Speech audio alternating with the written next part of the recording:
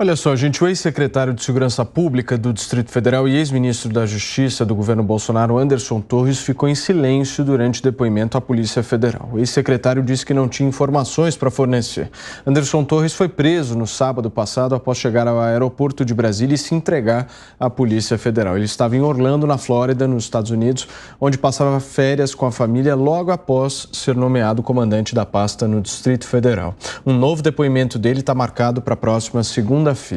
O ministro Ricardo Lewandowski, do Supremo Tribunal Federal, negou o pedido de salvo-conduto a Anderson Torres e também ao ex-presidente Jair Bolsonaro. Alexandre de Moraes, também ministro do Supremo, determinou a conversão de 140 prisões em flagrante para prisões preventivas envolvendo suspeitos de participação nos atos antidemocráticos de vandalismo em Brasília. 70 envolvidos foram liberados. 1.399 seguem presos por atos extremistas. A gente vai para Brasília agora conversar com a Marília Sena, porque ela tem mais informações sobre essa CPI que vai tratar dos atos terroristas do último 8 de janeiro. Tudo bem, Marília? Seja bem-vinda. Oi, Paulo. Boa tarde para você e para todos que nos acompanham. É isso, a Câmara Legislativa do Distrito Federal é como se fosse uma Assembleia Legislativa aqui, Paulo, mas o nome da de Brasília é diferente. É Câmara Legislativa, leu hoje o requerimento para uma comissão parlamentar de inquérito investigar o que aconteceu aqui em Brasília, no último dia 8. A gente lembra que o governador Ibanez Rocha está afastado a princípio por 90 dias e já tem aqui na Câmara Legislativa um pedido de impeachment para afastar ele definitivamente. Então, hoje, os parlamentares leram um requerimento coletivo que foi apresentado de forma coletiva aqui na Câmara Legislativa do Distrito Federal para instalar essa CPI. Foram 23 assinaturas de 24 parlamentares. Só um não assinou porque não estava no cargo. Os parlamentares aqui da Câmara Legislativa tomaram posse no dia 1º de janeiro, mas estão de recesso. As atividades só voltam no dia 1º de fevereiro, mas hoje eles tiveram uma reunião extraordinária para ler o requerimento dessa CPI, porque alguns parlamentares estão cobrando agilidade nas investigações. Porém, as investigações só devem começar lá no dia 2 de fevereiro, que é quando os trabalhos aqui na Câmara Legislativa voltam. Por quê? Porque depois da leitura do requerimento, Paulo, é preciso alguns dias, alguns prazos para que os partidos indiquem os nomes de quais deputados vão participar da comissão parlamentar de inquérito aqui do Distrito Federal. A gente já tem alguns nomes, especulações que vão ser nomes de quem vai ser indicado para participar dessa comissão. Aqui são 8 deputados indicados pelos seus partidos. Por enquanto, a gente tem Joaquim Roriz Neto, do PL, Chico Vigilante, do PT, Fábio Félix, do PSOL e Robério Negreiros, do PSD. A expectativa, então, é que essas investigações comecem no início da legislatura aqui da Câmara Legislativa do DF, que será a partir do dia 2. Então, aqui vai ganhar bastante projeção, o que os parlamentares lá dentro da sessão que acabou de ser finalizada, enfatizaram que essa pode ser a CPI mais, abre aspas, histórica aqui, que vai chamar mais atenção, porque a Câmara Legislativa aqui do Distrito Federal nunca teve isso aqui recentemente, e ela já vai abrir os trabalhos legislativos com uma CPI e com pedidos de impeachment do atual governador. Então, a gente vai acompanhar bastante essa casa aqui, mas por enquanto é isso. Eles leram o requerimento para dar os prazos para os inícios das investigações. Paulo. Marília, obrigado pelas suas informações. Direto de Brasília, Marília Sena atualizando a todos vocês que nos acompanham aqui na Jovem Pan. Piperno, vou te pedir uma avaliação sobre essa possível CPI, mas antes, nós estamos ao vivo aqui na Pan nesta quarta-feira, são 5 horas e 25 minutos. Eu queria, Piperno, se você pudesse emendar um comentário seu também sobre o silêncio de Anderson Torres. Bom, começando pelo fim, é uma estratégia de defesa, eles querem acesso a todos os autos. Eu acho apenas que o Anderson Torres deveria começar a falar quanto antes, porque me parece que as coisas vão, inclusive, chegando cada vez mais próximas a ele, Porque, veja, são muitas as denúncias e agora são muitas as informações. Ontem mesmo surgiu a informação de que a Polícia Federal então comunicou ao Ministério da Justiça no sábado, cerca de 20 horas antes do início aí da barbárie que a gente viu lá no Distrito Federal, e o Ministério da Justiça ainda no sábado à noite comunicou o governo do Distrito Federal para que tomasse as devidas providências. O Distrito Federal, que é o governo do Distrito Federal, que é o responsável pela segurança daquela área, e todas as providências, me parecem, foram tomadas aí com muito atraso, quando inclusive aquele movimento já havia sido iniciado.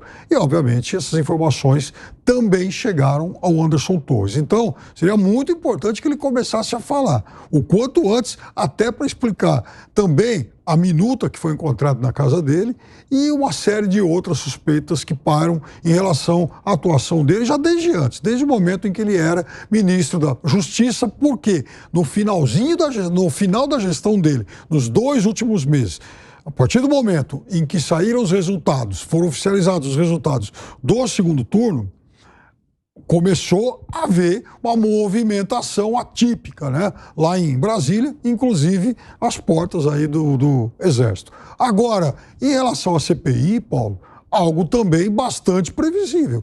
Se o governador foi afastado, se há tantas suspeitas em relação a alguma possível omissão dele, se, ao que tudo indica, houve negligência aí de alguns órgãos responsáveis pela segurança, então é óbvio também que os políticos têm todo o interesse em investigar isso. E eu acho que essa CPI, ela vai nascer e vai nascer muito forte. Vilela, esse silêncio de Anderson Torres era previsível, né? Sem dúvida, Paulo, e ele está certíssimo. É um discurso que a Ordem dos Advogados, as entidades representantes dos movimentos de defesa no Brasil sempre fazem, e isso é válido para esse caso. Você não pode prender um réu e querer ouvir o réu, ouvir o seu depoimento, sem dar acesso aos autos do processo, ao que ele está sendo acusado. Você não pode prestar um depoimento, permitir que um réu vá prestar um depoimento sem saber do que ele está sendo acusado, do que ele está achando, porque está tendo acesso aí na imprensa e tudo mais. Ora, isso não tem cabimento. Então, me parece que a decisão do Anderson Torres, devidamente orientado pelos seus advogados, foi uma decisão certíssima. Pelo que consta, já foi solicitado o acesso aos autos, me parece até que vai ser dado acesso aos autos e já está sendo providenciada uma outra data para o depoimento, para aí sim ele eventualmente esclarecer. Caso os seus esclarecimentos não tenham elementos, não convençam, ele se complique, ótimo, as medidas cabíveis vão ser tomadas contra ele, mas é fundamental que todo cidadão que seja objeto de um processo judicial tenha acesso ao que ele está sendo acusado. Serrão, como é que você avalia esse silêncio e essa nova comissão legislativa no Distrito Federal? O silêncio era normal, era esperado. Ninguém é obrigado a criar prova contra si mesmo no Brasil, ao menos por enquanto. Essa regra está valendo. São 3 inquéritos. Anderson Torres e sua defesa precisam ter conhecimento pleno daquilo sobre o que eles precisam efetivamente se defender. Agora, é bom ficar claro, né? Anderson Torres é apenas um ator coadjuvante de uma novela que tem como personagem principal Jair Messias Bolsonaro. Ele é o grande alvo a ser batido pelo sistema. O sistema quer envolver Bolsonaro como responsável direto ou indireto pelos atos que aconteceram em 8 de janeiro. Então, esse é o plano 1. Dentro dessa novela também, ela tem um outro episódio dela, que também está lá, já está bola cantada, no Tribunal Superior Eleitoral, tem um processo também correndo eleitoral contra Jair Bolsonaro. Ali é pule de 13 de que ele sofrerá uma condenação e é muito provável que Bolsonaro se torne um político inelegível para as próximas eleições. Então, esse é o ponto. O Partido Liberal já está se preparando para isso. Bolsonaro também sabe que o roteiro da história é esse e agora tem que surgir novas lideranças. Sobre a questão do Distrito Federal, ali a porca vai torcer o rabo, porque a Câmara Legislativa de lá é presidida pelo MDB. que é o partido do governador Ibanez Rocha. Então, a oposição a ele, e é curioso que lá, a Câmara, lá, a mesa diretora é uma composição. A vice-presidência é ocupada pelo PT. Então, já viu, né? O pau já está garantido de que vai torar por lá. O governador já está afastado, um afastamento totalmente fora da previsão constitucional normal do país, está afastado, vai rolar uma CPI e o pau vai comer. E aí um ponto para o qual estou chamando a atenção. Qual é a efetiva força do Ibanez Rocha, que foi reeleito, é gente do MDB e tem muita força num lugar chamado Brasília. Até que ponto ele também não deve influenciar aí na eleição da mesa diretora do Congresso Nacional, do Senado e da Câmara. O que está sendo classificado como uma retaliação ao Ibanez Rocha pode respingar na situação PT. O PT acha que atingiu o Ibanez por alguma relação que ele tinha com o Bolsonaro, que parecia ser um aliado do Bolsonaro, e esse troço aí pode o feitiço virar contra os feiticeiros. Vamos aguardar. Piperno, eu vou pegar esse cenário traçado pelo Serrão e tentar fazer um paralelo com a situação do ex-presidente Jair Bolsonaro nos Estados Unidos, porque, ao que tudo indica, ele estuda uma permanência ainda maior nos Estados Unidos. Como é que você vê isso? Olha, Paulo, para ele, realmente, eu acho que quanto mais ele se distanciar de tudo que está ocorrendo por aqui, melhor, né? Então, ele tem uma questão legal a resolver, que é exatamente prolongar esse visto dele, e a outra é de como se manter. E aí parece que já há, inclusive, um grupo de empresários dispostos a bancar palestras aí do presidente, pagando a ele aí cerca de $10 mil por palestra, para que ele, então, consiga os meios necessários aí para continuar se mantendo lá. Agora, é claro que isso também não vai aliviar a vida, digamos, jurídica dele, né? Porque os processos continuam, Bolsonaro continua tema central de, inclusive, processos da Justiça Eleitoral e do inquérito do fim do mundo, coisas que não nasceram agora, né? Coisas que já vêm de longe. E aí vai também dando ao outro lado, né, tempo para que tente se buscar mais materialidade que possa estabelecer algum tipo de envolvimento dele com esses eventos que aconteceram aqui.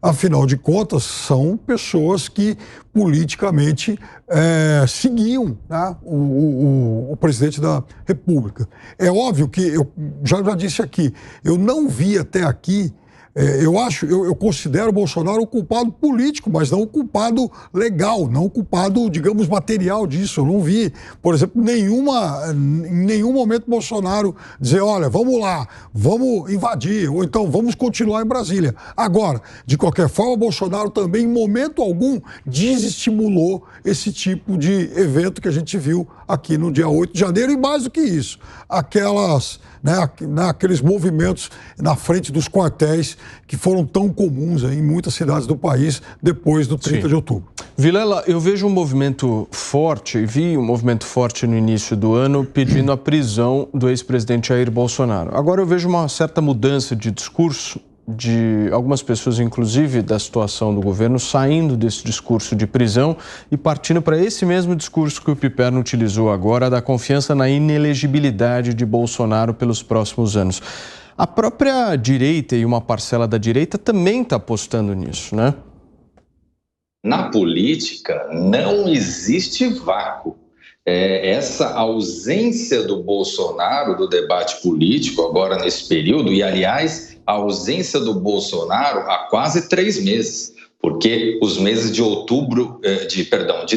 novembro e dezembro, logo depois do dia 30 de outubro, ele passou um período aí sabático, sem se manifestar publicamente. Então, a ausência de Bolsonaro nesse período, e que, aqui tudo indica, vai se permanecer por um período, ela naturalmente vai fazendo com que outros atores políticos no segmento conservador acabem ganhando força.